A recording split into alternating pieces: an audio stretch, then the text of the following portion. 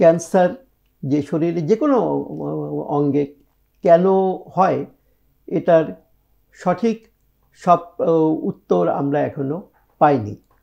তবে অবশ্যই অন্যান্য ক্যান্সারের যেমন আমরা কারণ কিছু কিছু আমরা পেয়েছি, সেভাবে থাইরয়েড ক্যান্সারেরও কিছু কিছু বিষয়কে গবেষণা করে পাওয়া গেছে যেগুলো হলে থাইরয়েড ক্যান্সার হওয়ার সম্ভাবনা বেশি থাকবে।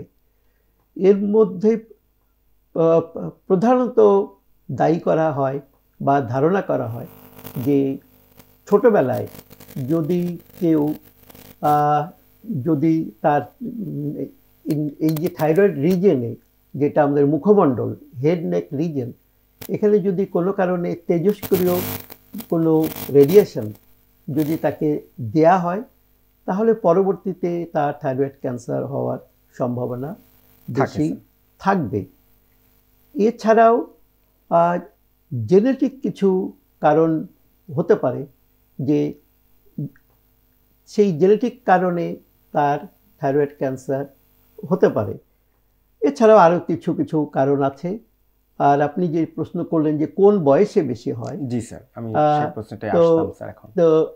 এখন দেখা গেছে যে সাধারণত থাইরয়েড ক্যান্সার একটু 40 অথবা আমি বলব যে তারপরে হয়, অথবা আরেকটা হতে পারে 20 বছরের আগে। তবে 20 থেকে 50 বছর এই বয়সটার মধ্য বয়স যেটা আমরা বলতে পারি, সেই বয়সে আবার ক্যান্সার ডিটেকশন রেট কিছুটা কম। তবে তাই বলে এটা ধরে নেওয়া যাবে না যে একজন 30 বছর যুবক অথবা 30 বছরের মহিলা তার যে ক্যান্সার হবে না, এমনটা নয়। তবে আমরা বলি যে extreme of age, either below 20 অথবা অ্যাবাভ 50, এর হারটা একটু বেশি।